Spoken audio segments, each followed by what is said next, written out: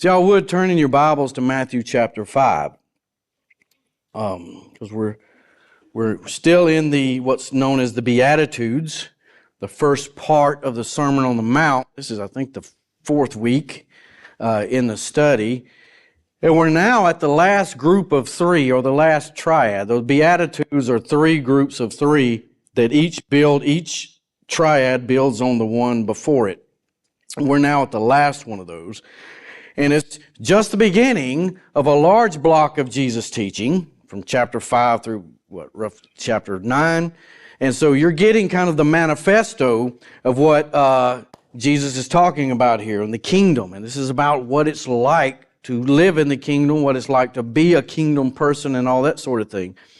So the first three that we talked about a couple of weeks ago, we've seen that Jesus chooses to work through those who have no power, no resources, or status. Let me remind you that what you see there is meekness and mercy and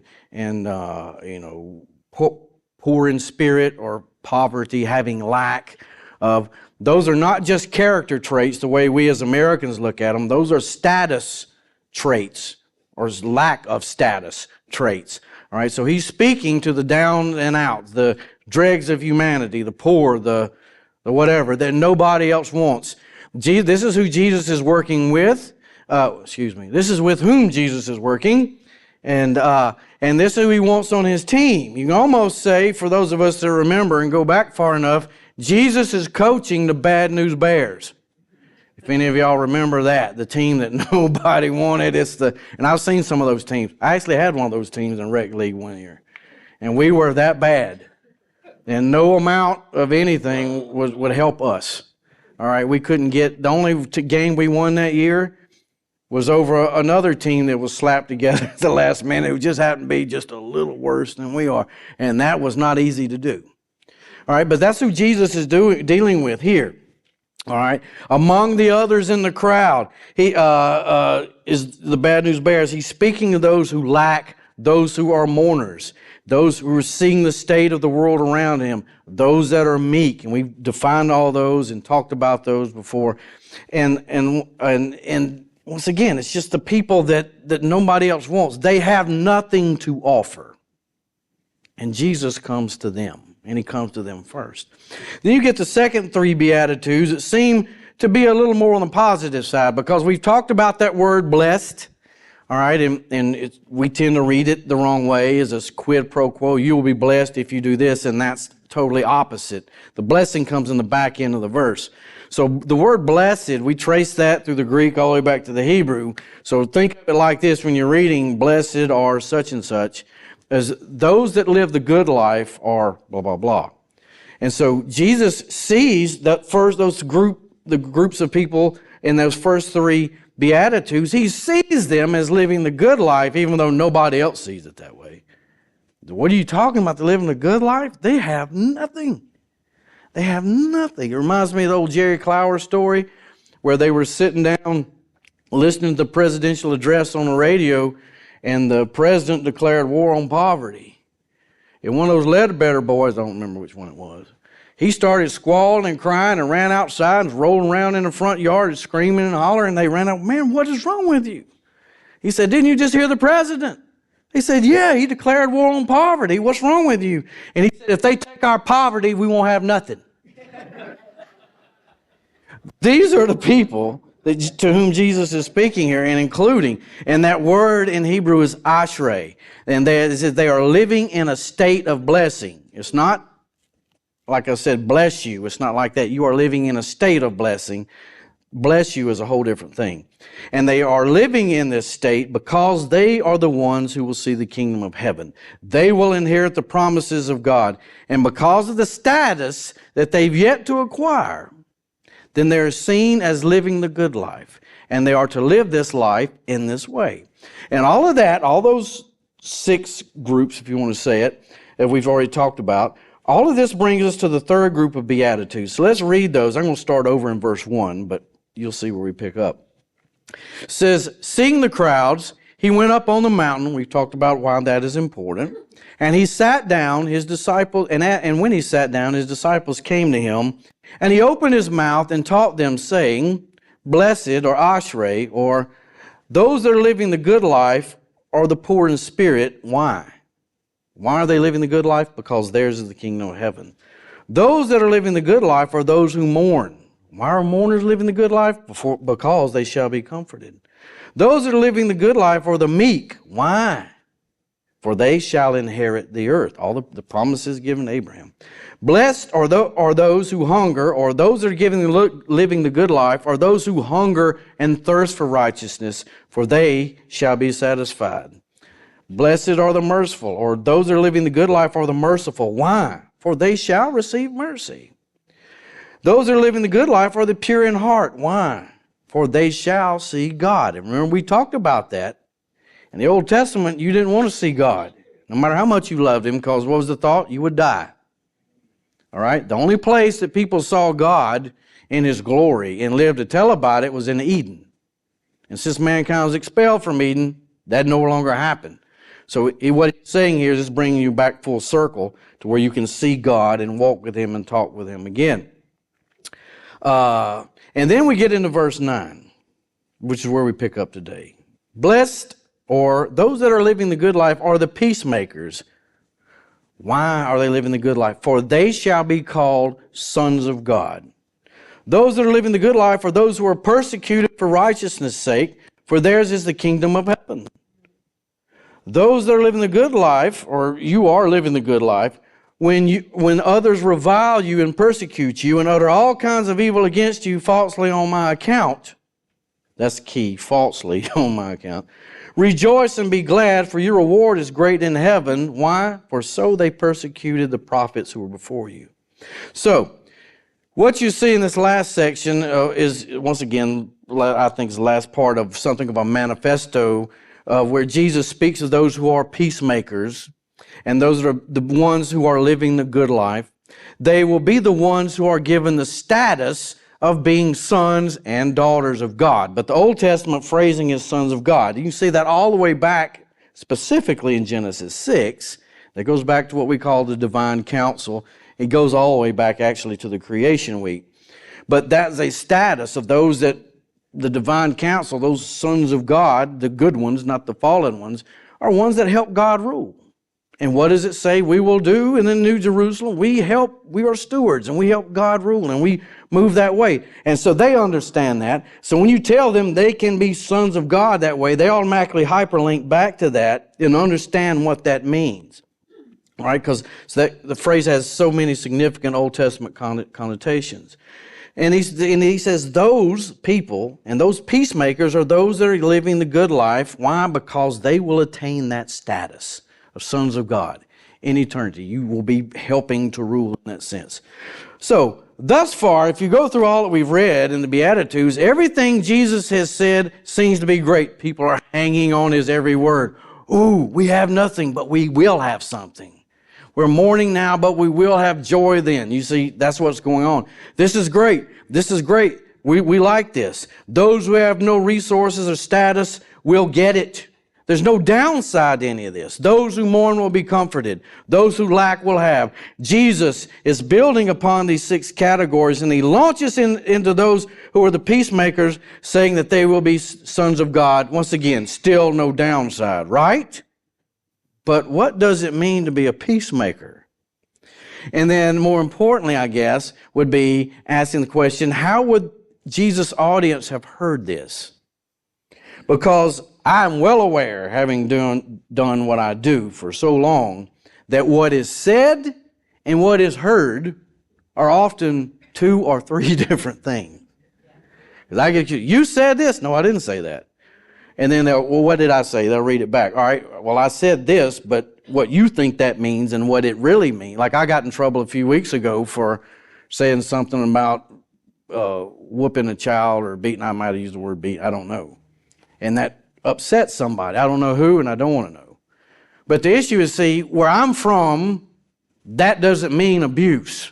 That just simply meant discipline. And so that's the way I use the word.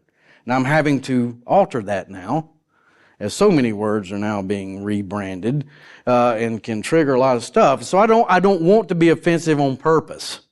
I do know, as we'll get to today, that you tell the truth, you're going to offend somebody. But at the same time, like I said, let me just go back to this. What is said and what is heard, how it's interpreted, are 2 or 3 or 10, 40, 11 different things. All right? And so what we want to see is Jesus has a wide range. He's got the disciples there. We know that for sure in the case of Matthew. And there are other people to be around. And they can be divvied up into some general categories. So when Jesus says, blessed are those that are living the good life are the peacemakers, how do the people hear that? And how do they process that? Right? Because it's at this point that we need to look at the context, the water in which they're all swimming in that day. Now, Jesus is moving around in the late 20s, probably 27 AD, we'll say. And at this point, he's living in a land that is occupied by a foreign military. He's living in an occupied military zone. It's probably 90 some odd years. We'll just say 100 to round it off. It was nearly 100 years prior, within living memory of some of Jesus' hearers, that the Romans began to occupy the land of Israel. And those who had land, that was to be handed down and stay within the family. That's what Torah says. Generation after generation after generation would get to keep it. And now all of a sudden you got a bunch of foreign folks coming in and taking it. And most of the time, if they take it, they'll turn around and hand it to somebody, some Roman citizen that does not even live there, some wealthy land baron. Think of it that way. And if you do keep your land, or if they're nice enough to let you stay and sharecrop essentially on what used to be your land that now belongs to somebody else, you're going to pay taxes on that, and then they're going to take the greater quantity of whatever the land produces, and that's going to go to Rome. And you're reduced to essentially subsistence level farming. And they were already, even if they had their own land, a lot of them are still just living as subsistence level farmers. Nobody's getting rich farming like that. There's no subsidies from the government, you understand, for the most part. So they're heavily taxed. And then, in Rome is there. We have this thing, if they get out of line, how many of y'all ever heard the Latin phrase Pax Romana? Which means the peace of Rome, and we're talking about peacemakers, right? That's what Jesus is talking about today. Well, in many ways, you've got to be honest. We're looking at this historically. It was peaceful. It's out on the frontier that it gets violent. You've got Germanic tribes coming over, the Goths and Visigoths and all these other folks, whoever coming by. It's going well in Rome. We just step across the border. I don't see the army for a few miles. We'll raid in here and go back home and do with what we want. But for the most part, Rome has put in infrastructure. You got good roads. You got good trade. You got the largest military in the world there, pretty much guaranteeing you safety. I think this is one reason Jesus does what he does, and his disciples on the timeline there that all of this is happening, because you can travel for long distances throughout the Roman Empire and be essentially safe. Anywhere else, if you're out there, you're probably going to get knocked in the head and robbed. Right? So in that way, Romans have running water, that sort of thing, sewage systems and all that. So in that way, it's good. And in that way, it's peaceful. But to a people who are raised in a certain way, their faith is tied to that land, to have it taken, and the promises of Abraham, even though they're in the land, they are occupied by foreign force. So while they're in the land, they still see themselves as being in exile, because they don't rule the land themselves. They do get a religious exemption. The Romans allow them not to participate in the pagan festivals and all this, and they don't have to worship Caesar. And so, the Romans are like, look, y'all just pay your taxes, keep everything on down low, and do what you got to do. And that's the Romans. Just keep it to a dull roar.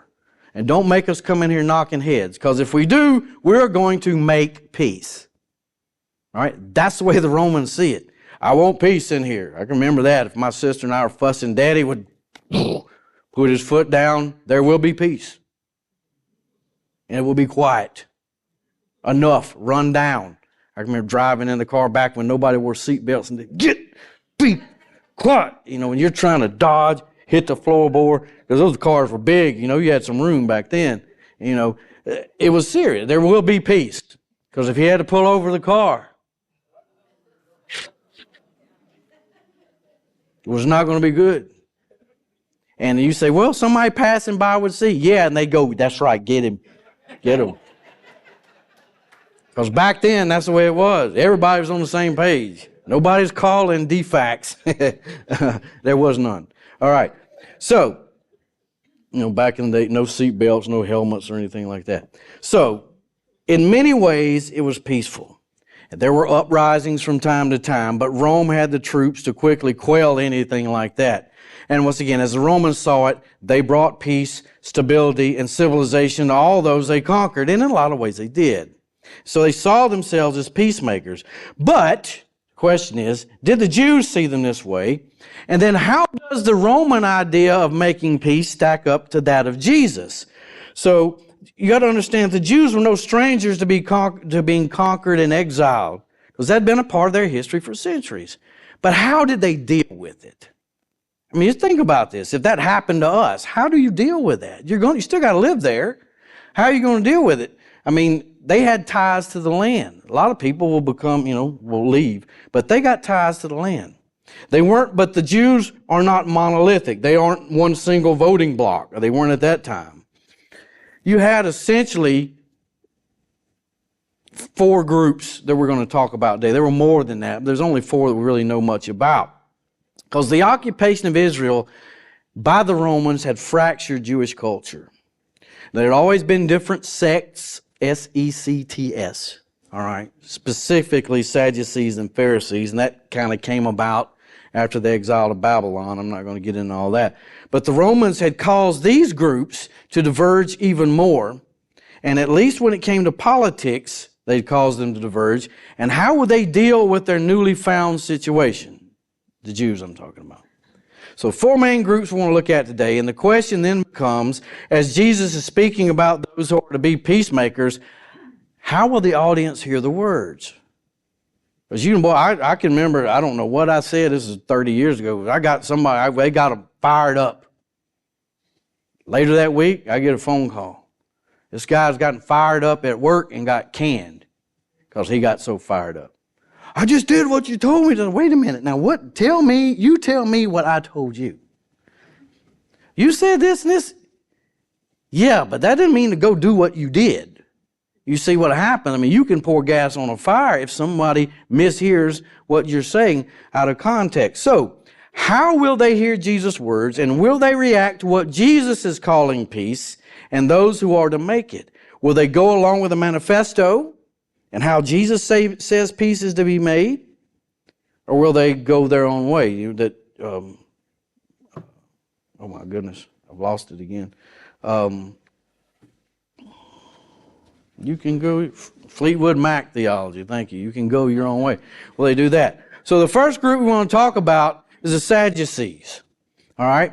Now they only hold to the Torah, that is the first Mississippi Public School Education. First 5 books of the Bible. They don't hold to the oral tradition like the Pharisees. They don't believe in angels. They don't believe in a lot of stuff. Okay, very liberal hermeneutics, all right? But they are the ivory tower guys. They run the Temple Mount. These are the high priests. Think Caiaphas, all right? That whole upper echelon, they are Sadducees. And they own land. They tend to be wealthy. They're very highly educated, so ivory tower types, all right, which I don't have a problem with that. But they're up there, and they don't necessarily love the Romans, but they're willing to play the game. Sadducees are willing to play the game. And so they will run the Temple Mount, however the Romans want them to run it. And in return, the Romans make sure they have land, power, status, blah, blah, blah, ding, ding, ding. And so they live a very comfortable life. And so they will go along to get along. And they don't want to ruffle the Romans' feathers. So even you see when they have Jesus' trial in that kangaroo court, what do they accuse him of doing? Breaking the peace. You are messing things up. And as far as the Sadducees are concerned, we got things right where we want them. This is the Sadducees are living their best life now. Okay? So they're happy. And so think of it: administrative, high priest, bishop, archbishop, in cahoots with the government, that sort of thing. And then you've got the Pharisees, who the Sadducees do not get along with, unless they're dogpiling on Jesus. They don't get along with them. All right? So, as I said, the Sadducees are willing to go along to get along. And then here you see, as I just said, they accuse Jesus of breaking the peace. And then what are they willing to do? They want to kill him. Why? To make peace. If we kill him, we'll have peace. Get rid of the problem, we'll have peace. All right? All these nice religious men. Well, then you have the Pharisees, who usually get most of the bad press in the Bible, but they love the Torah. They love teaching Torah, not just the first 5 books, but they respect the entire Old Testament canon. All right? They believe it's all inspired. They have a much more conservative hermeneutic. They believe in angels and prophecy and, all that kind of stuff. And so if you compare them to the Sadducees, who are up here running things, the Pharisees are more like the boots on the ground pastor. They're out there with the people, and they're actually teaching, and they're walking around the countryside, and they'll speak to anyone who wants to listen. Even though they get all the bad press, and you see Jesus sparring with them, Jesus is most closely aligned with them. And as much as we talk about the Pharisees, we are most closely aligned with them. Most evangelicals would be. Very conservative hermeneutic, that is the way you interpret Scripture, and all of that. All right, so they're boots on the ground, and they teach some good things, and they're all about the law, and they think the Torah is awesome, and we should observe it in comparison to the Sadducees. But at the same time, while they're teaching it, they don't necessarily do a good job of living it. And they tend to focus on the little details of things instead of the spirit of the law, and they pay more attention to making sure they've got 10% of each little spice seed and tithing that, and they'll walk right by the lame, the homeless, the sick, the crippled, the widow, the mother. They'll walk right by them. There's too much trouble there, the unwashed crowd, the very people Jesus is coming to talk to. And so Jesus' beef with them is not that they're not, well read or whatever in the Scriptures, that they pay attention to the wrong things and they really misinterpret Torah all the way through. But not all of them were that way, because Nicodemus was a Pharisee. So you have him. And then you have another group that's not really mentioned in the Bible, at least not specifically. You might anyway, we're going. They are the Essenes.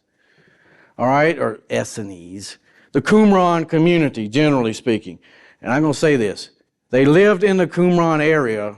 There's a lot of evidence to say they didn't necessarily live in those ruins. I believe that was a Roman fort. That's another day. But they were in that area, and they weren't the only group. There were several of them up and down the west coast of the Dead Sea. These groups that were separatists.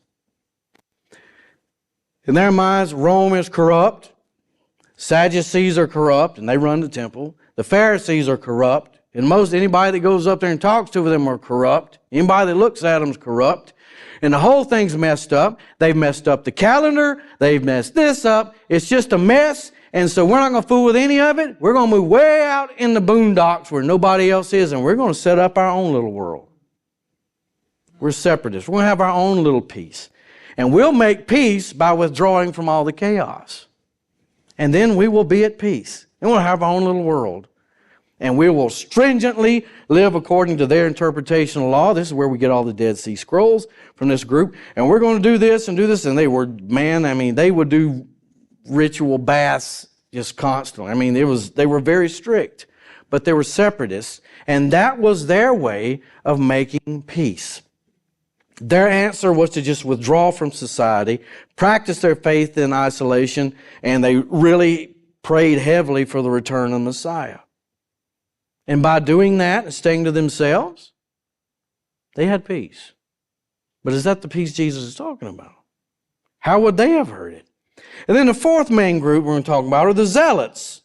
All right? So Zealot, that already gives it away. You got Simon the Zealot. Judas, in my opinion, was a zealot. Barabbas was a zealot. This is a militant faction. All right? And they want peace too. and they'll break your head to get it. These are the people, these are the descendants of the people of the Maccabean revolt that already went against the leaders of the day, Antiochus Epiphanes, and they went to war. They just strung up their own militia there, or built up their own militia, and won.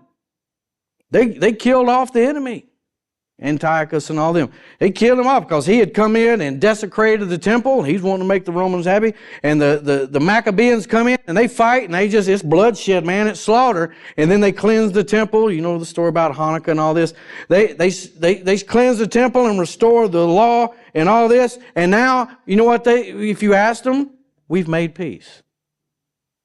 Killed a lot of folks to get it, but we made it. Slaughtered a lot of folks, a lot of bloodshed, but we made it. So it's a short-term amount of violence for a long-term peace is the way they see it. Thing is, it doesn't last. Because when the Romans really come in and want it, they're just going to take it.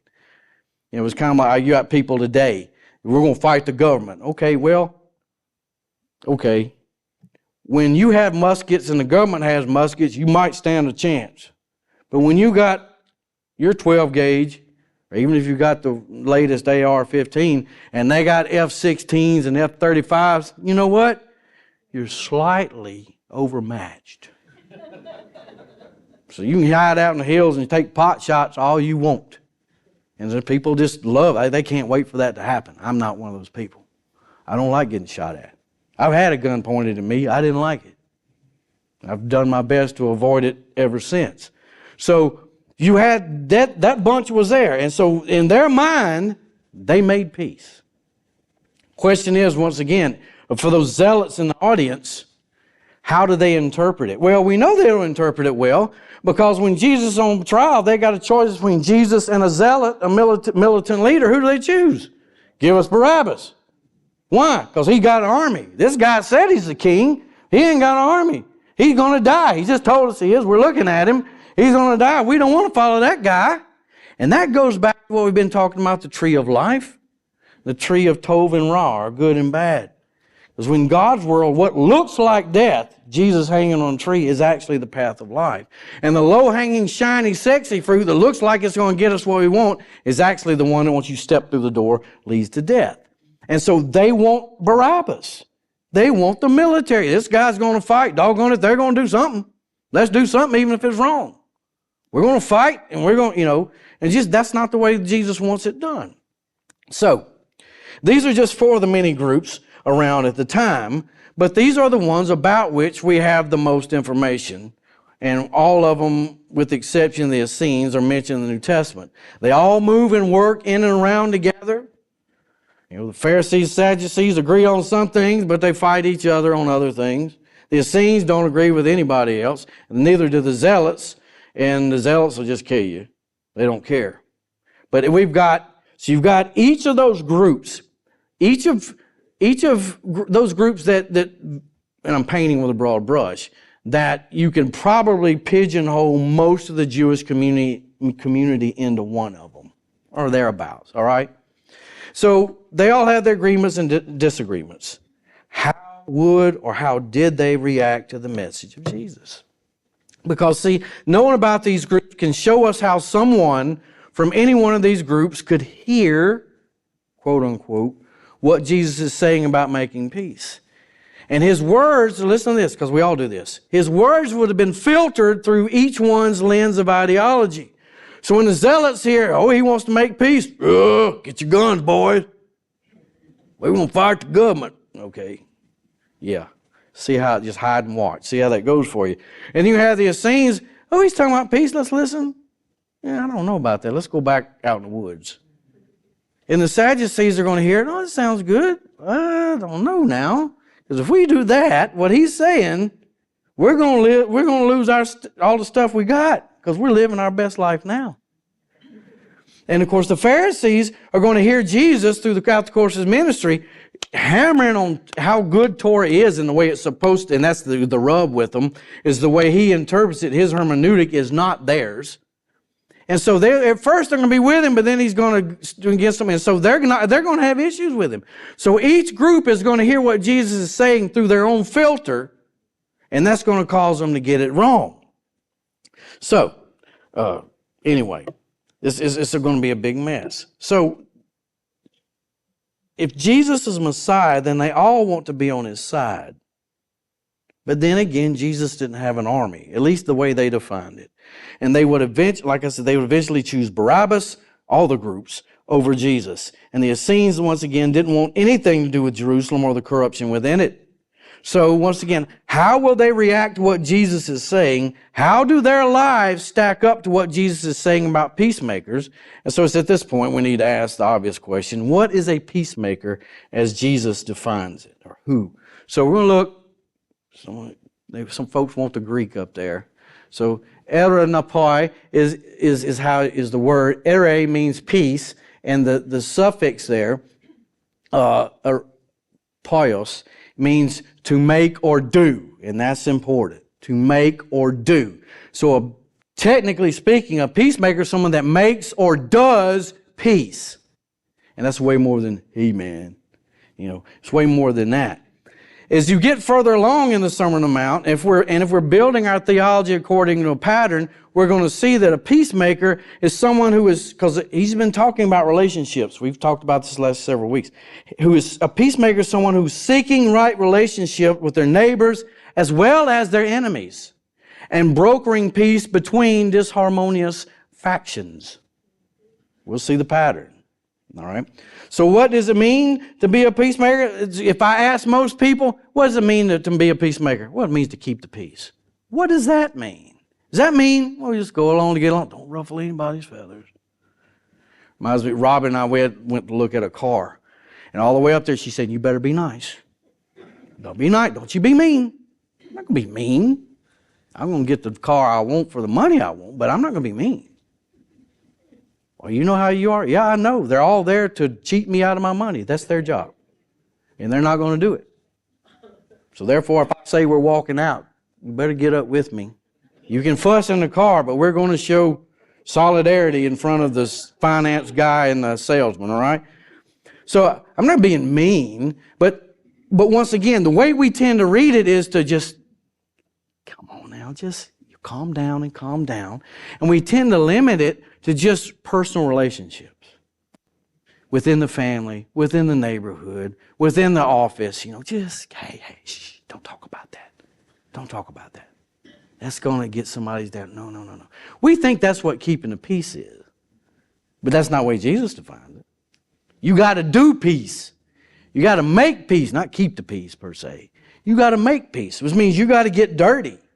Because we've seen this. How do you do it? Do you become one of the Essenes or the Essenes and just withdraw so I can have my peace, so I don't have any drama in my life, and I don't have stress, and the hormones don't go kicking in or whatever, and all this kind of stuff? Is that what Jesus is saying? No. Because the Essenes are not the way to do it. Well, is it? Well, I'll make peace. I'll come in and start knocking heads together. That's no. Because that's what the zealots do. Is it by just going along to get along? No, that's what the Sadducees do. Is it by just rigid adherence to this and blah, blah, blah, being legalist? No, because that's what the Pharisees do. Is it just within our, personal relationships? Because once again, if you read devotionally, that's what it's about, right? It's about me and living my best life now and having less drama and stress in my life. Well, I hate to tell you, but now there is, if you walk with God, there is in one sense a lot less drama and a lot less stress. For one, you shouldn't get shot or mugged at a beer joint at 2 o'clock in the morning because you're hitting on some other guy's wife. If you're a Christian, that just eliminates a lot of bad stuff that could happen to you. You shouldn't be getting a DUI. It should eliminate a lot of chaos. But at the same time, if you're going to be a peacemaker, as Jesus defines it, well, things might not be as rosy as you think. Like I said, up until this point, there's no downside. Now, does it mean, what does peacemaking mean? To make peace no matter what, the method, as the zealots? That's the way the Romans do it. I know how to do that. Especially when my boys were smaller than me, I know how to do that. Not so much anymore. I got to bluff them now. When Trey first came home from boot camp, he and his brother schemed up. Caleb, the younger, goes into the room. Dad, come here. And I go walking down the hall. My oldest jumps out from behind me with all his latest combat maneuvers. He puts me in some kind of hold and puts his nub, and all of a sudden, I'm like this. He hit some kind of nerve somewhere. I can't do anything other than try to slam him into the wall. And I see the pictures about to fall out of the sheetrock. And I'm about out of breath. I know I'm about to lose. And you can't lose to your son. You just can't. So I finally said, all right, stop, or I'm going to hurt you. Stop it, because if those fixers fall, your mother's going to be mad. And he turned loose. And I just walked around like, I'll give you that one. I went back, I remember going back to the room like, holy cow. He had me.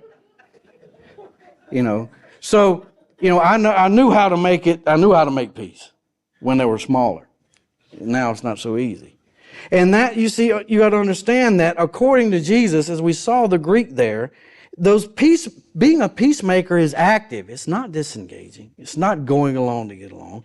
Peacemakers have to engage the culture and broker peace. They are to bring opposing factions together. The biblical idea of peace is not absence of conflict. Where have you seen that in the Bible? Because, right there at the very beginning, but shortly thereafter, you have conflict. Peace in the Bible is not the absence of conflict, but it is the presence of harmony. How do we do that? Because some people are going to hear it right away, and it's going to go through their filter. Oh, compromise. You're talking about compromise and bringing these two together. I'm not talking about compromising on God's ideals, but I am talking about compromising to some extent. How do we do that? Well, guess what? You got to read the rest of the Sermon on the Mount and the rest of the Gospels to see how Jesus lives and what He says to do that. We're just in the beginning stages. He's outlining this thing. The how it comes later. The how comes later. And so it won't be easy. And we can fall into the trap of thinking like Job's buddies, or, when Job's going through all this trouble, all his church buddies come over, great comforters that they are. I'd have run them off with a shotgun. But great comforters that they are, well, you obviously aren't living right. Because they have that theology that a lot of people have, do good, get good. If I do well, God will bless me and it'll always be right. Who has seen that to be consistent 100% of the time in your Christian walk? No.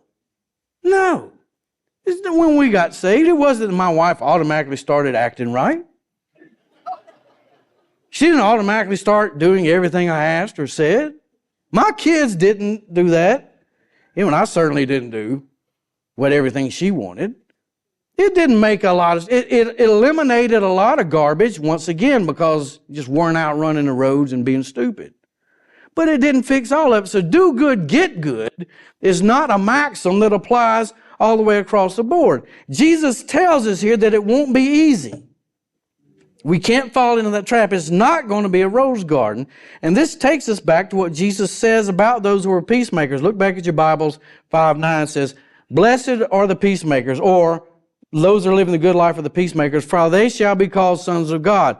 Those who are living the good life are those who are persecuted for righteousness' sake. For theirs is the kingdom of heaven. So he's telling you, see, once again, you start out, no downside, no, we're at 1, 2, 3, no downside, 4, no downside, 5, no downside, 6, we're down. And now we get to the last part, and blessed are you be the sons of God, you peacemaker. Hey, and you're going to be persecuted. Time out. Time. Now, it's like now we've seen the fine print. Now here's the downside. Jesus is smart. He saved this for the last part of the opening presentation, because you're going to be persecuted. All right? And look what it says, that those that are persecuted for righteousness' sake, for theirs is the kingdom of heaven. Those that are living a good life, or you're living the good life, when others revile you and persecute you, and those are harsh Greek words, and persecute you and utter all kinds of evil against you falsely on my, Jesus' account, rejoice and be glad. They're hurting my feelings. Well, rejoice in that. I knew some folks of a branch of Christianity, boy, Guy, he cut his finger off at work. He said, rejoice in tribulation. I'm praising God. Praising God. He's bleeding everywhere like a stuck hog. His finger's laying on the floor. I'm praising God with my lost finger. I mean, that's how, I'm thinking, maybe that's not kind of what he's talking about. But when others revile you and persecute you and utter all kinds of evil against you falsely on my account, rejoice and be glad. Why? For your reward is great in heaven. For so, and here you go, for so they persecuted the prophets who were before you. So now we're being lumped in to those that worked for God, liaisons for God in the Old Testament. And that's the downside of following Jesus. Up until this point, there's no downside. Everything's groovy. Hey, they're clapping. They're holding signs. Jesus, Jesus, Jesus, Jesus. Our party wants Jesus. Vote for Jesus. He's the Messiah. They're doing all this kind of stuff. And everything's groovy. And now he tells everybody within earshot that there's going to be a price to pay for being in the kingdom, living a good life. And that's everything comes. And you start seeing folks they were in the front of the crowd, leaning down like you're tying your shoe, and you kind of hop through the crowd, get to the back row. Because he says that it's going to bring difficulty. And that's what people don't like. It's when we want to become in a scene and withdraw, right? I don't want the drama. Don't want the drama. And I'm here to tell you, if you deal with people, you deal with drama. We don't want drama. That's why we stay at home. We do our own little thing to avoid drama. But that's not what Jesus says we're supposed to be doing. If you come do ministry, and you'll find out real quick what drama is.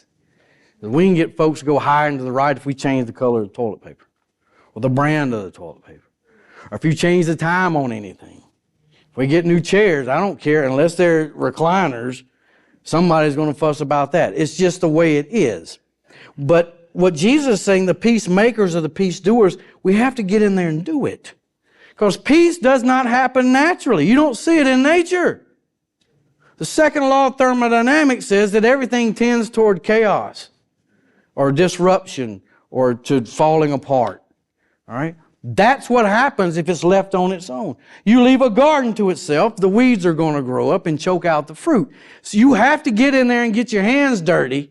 All right? That's what peacemakers do. We have to engage in the process. If we're going to be imagers of God and show people, give them a taste of what the kingdom that is to come is to be like now, we've got to engage. So should Christians run for office? Well, I would say according to this, they should. Just pray to God once they get up there, they don't send them to school to be a crook. But, that's the way things tend to work. But, yeah, we have to engage. If we stay out of it, if we withdraw so that we don't have any drama, then who's running things? Totally heathen. It's going to go to hell in a handbasket. You've got to have somebody there. As much as I hate a HOA, you've got to have Christians are somewhat like an HOA. A little bit. We just don't get paid the tons of money that my HOA gets paid. I don't know what they do half the time, except bother me if I want to paint a car in the driveway. But you understand, what he's saying here, Jesus says, is look now, people are going to get upset with you. And they're going to say things that hurt your feelings. You're going to get triggered. And your only safe space is going to be knowing that you're on the right side. Once again, biblical peace is not the absence of conflict, it's the presence of harmony, which is an active state that has to be worked toward. Jesus says that people will not like you for making peace in the way He states. And that's the thing. And this brings us back to the context of the day. Because the Sadducees want to maintain the status quo. They might not like the Romans, but as far as they're concerned, they're living their best life now. So when Jesus upsets that apple cart, He's messing up the peace. You got to kill Him.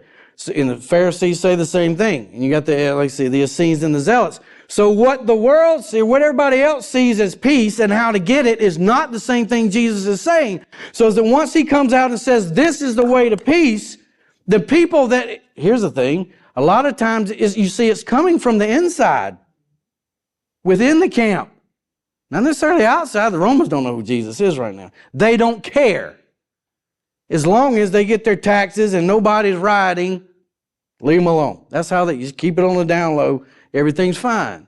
But it's the people that should be looking for Messiah. They're the ones giving him all the flack because it's not the way they think it should be done. How many times have we seen the pattern that the way God works is upside down?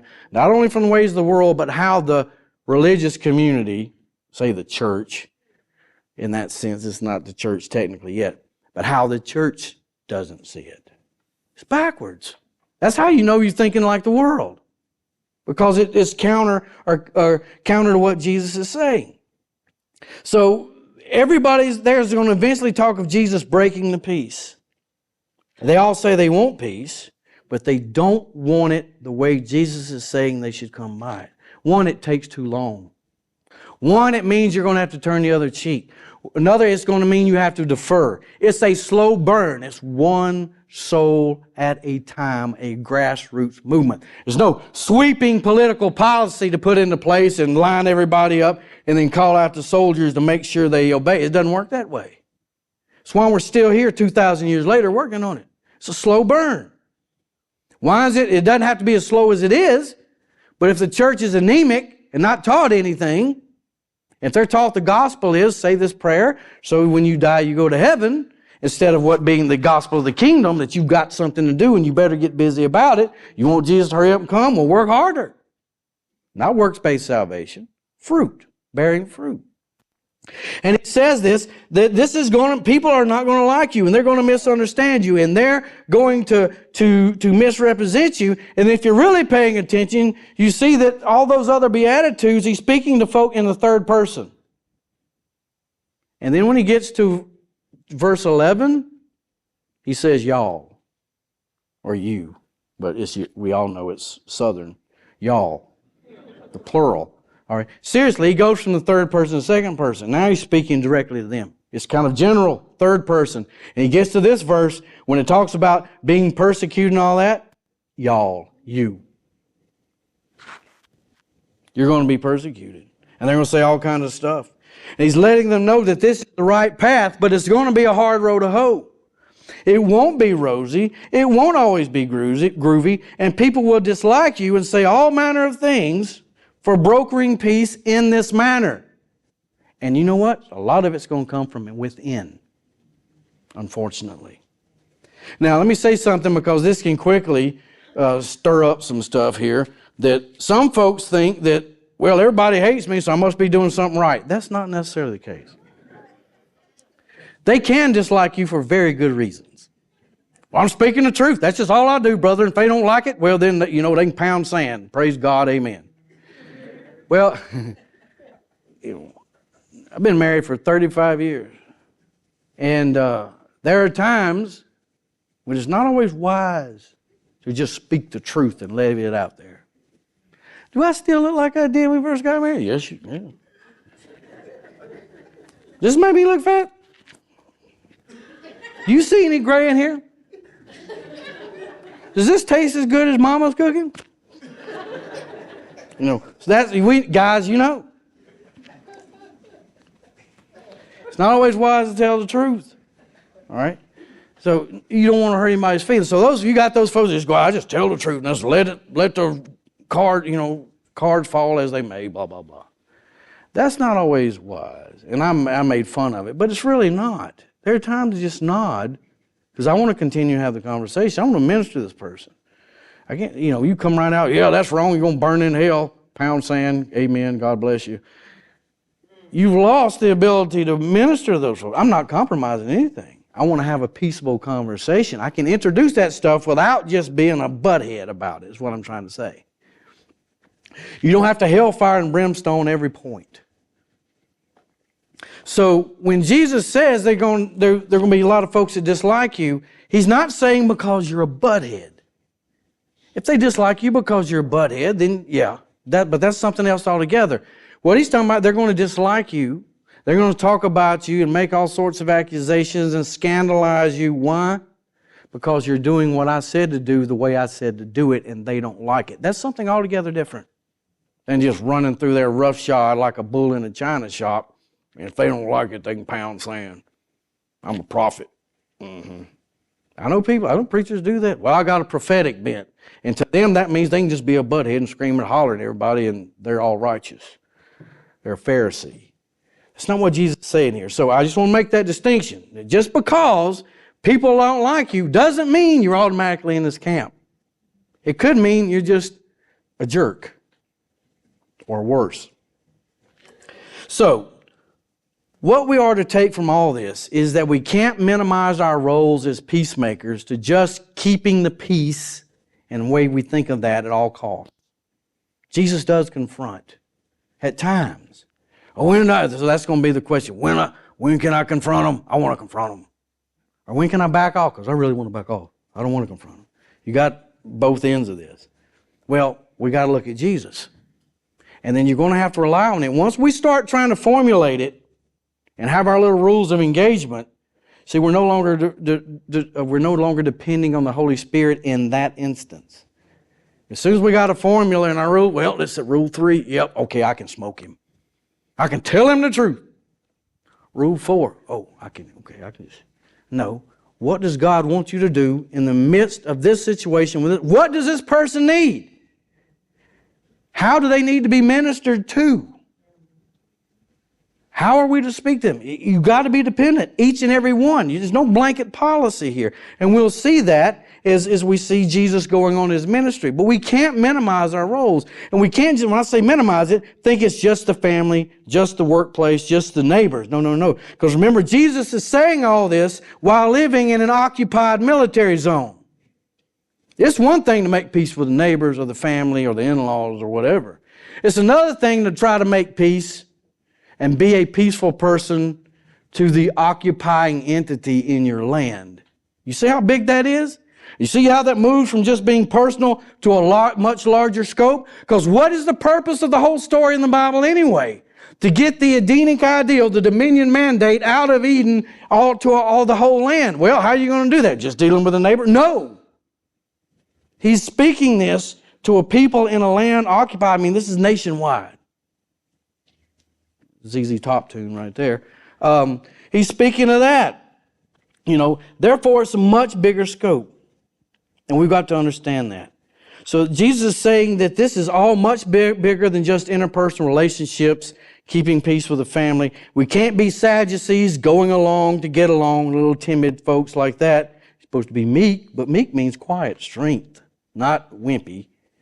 All right? We can't be Sadducees just going along to get along in order to keep our own comfortable lifestyles. We can't be the Pharisees who misinterpret Torah and focus only on themselves. I just got to get me right, and then I'll have no drama. Everybody else go away. Blah, blah, blah. Leave me alone. La, la, la. Can't hear it. I got to do my truth so I can have my peace. Yeah, blah, blah. Go be a hippie somewhere else.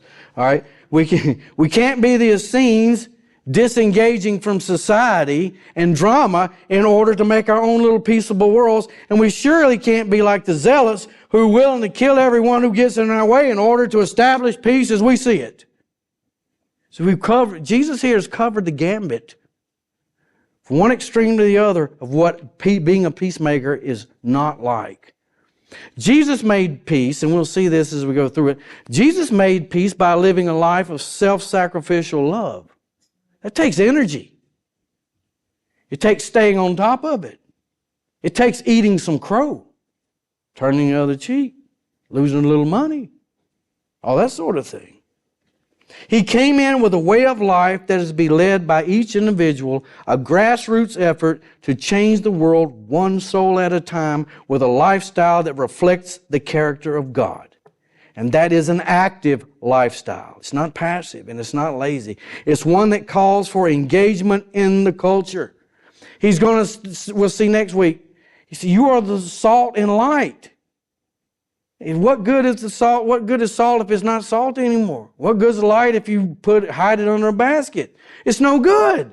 It's not active. It's not engaging. It's not out there. It's in here. It's at home. It's my little world. It's me trying to miss all the drama. It's me not engaged. That's what he's going to go on to say. An active lifestyle. that calls for engagement. And it calls for engagement in the culture, but also in the lives of others. It calls for getting dirty in order to bring about peace, and listen to this, in a non-violent, non-cooperative way with the Romans. Non-violent, non-cooperative way. Paul goes on to say that Christians should be the best citizens without compromise. You got to know which hill to die on. Well, I'm not going to be a good citizen because they want to take this away or that way. Well, I'm not sure Jesus was worried about that amendment or this one necessarily. Don't conflate the Constitution with your Bible. Constitution is a great document, but I heard it a few weeks ago at men's prayer. Somebody they started talking about this and the law, and they went right, constitutional, went right in the Bible and came right back out and never knew it. Never realized what they'd done. That's the way we think. But that's not what Jesus was doing, all right? So it calls for engagement. It calls for being active. And it calls for and Jesus called for a non-violent, non-cooperative way as far as Rome was concerned. And we're going to see that it calls for God's people to be the best people, the best citizens, the best neighbors. And once again, it calls for faith and patience as sacred space is taken back one soul at a time through a very patient, engaged life. So, let us be peacemakers in the way of Jesus, and we'll get more of the how and how that works later. And that's going to require some wisdom. It's going to require relying on the Holy Spirit situation by situation by situation without coming up with our own blanket policy. And we're going to have to do that. This means we're going to have to continue to read what Jesus says and what He does. Because we're only in the introduction of the manifesto of how God's people are to live. So let's finish the book and let's finish the race. Would y'all bow your heads, please?